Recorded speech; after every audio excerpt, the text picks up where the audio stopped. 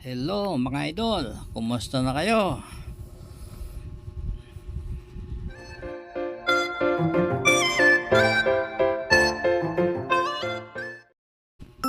Simpleng menu lang ito. At itong iluluto natin. Magpainit lang tayo ng mantika. At igisa natin yung sibuyas.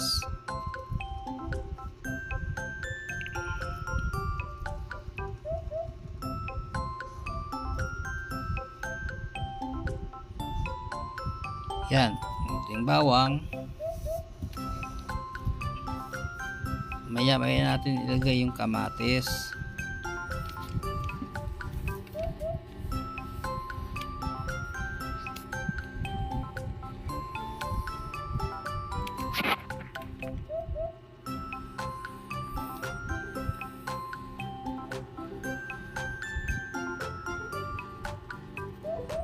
Yan, nilagay ko na yung corned beef.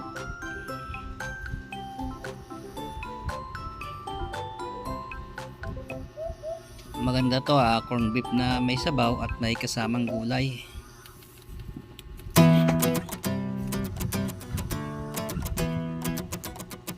Madali lang kasi iluto to. Saka affordable. Idol, may nabalitaan pala ako, itong 2026 daw maghihigpit si YT. Marami daw channel na madidelete. Yung mga nag-upload daw na walang ka-import-import, ibig sabihin yung mga video na hindi pinaghihirapan, yun ang pagkakalam ko. Gusto ni YT daw quality video kaysa quantity. Yung ibig sabihin, yung pinaghirapan mo yung video mo, inedit mo na maigi, kaysa yung upload ka lang ng upload na para walang ka-effort. Iwan ko lang kung totoo yan mga idol. Narinig ko lang yan sa mga tutorial.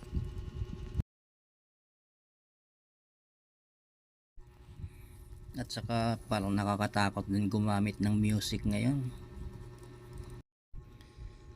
Pati huni ng ibon, copyright.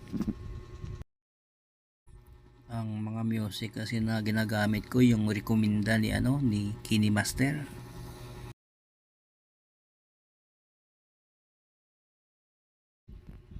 Ito medyo kumatas na yung corned beef. Pwede na tayo maglagay ng tubig. Ito kumulo na, ilagay na natin yung daon ng kamote. Balik tayo sa music, no. Bira mo yung music na 2 years ago mo na ginagamit, nadiditik pa rin, copyright daw. 2 years ago na ginagamit mo, after 2 years saka lang nadiditik. Hindi totoo yan. Pabuti Bola lang yan. yung madali lang ayusin. Punta ka lang sa YouTube Studio, madali lang ayusin eh.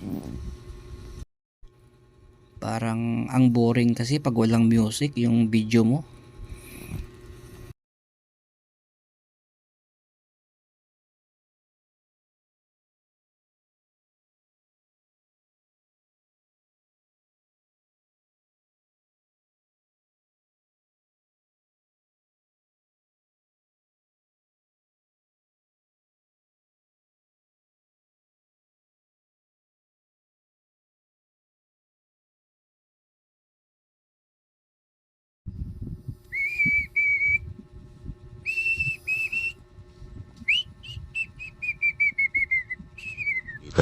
Aray ko! Maglagay tayo ng konting asin.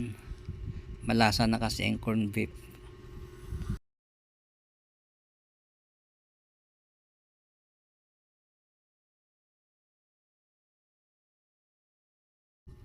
At pwede tayo maglagay ng daon ng alugbati.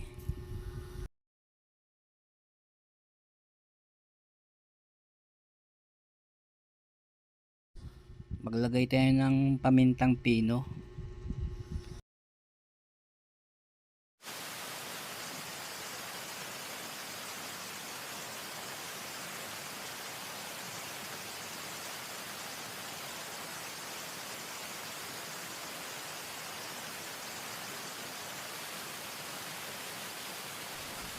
Mukhang matagal lang luto ko ah.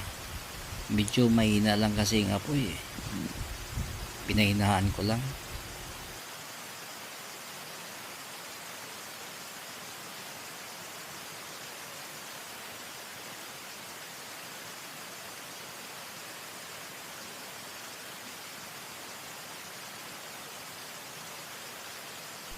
Maglagay tayo ng konting MSG lang kasi nagdagdag tayo kanina ng tubig eh.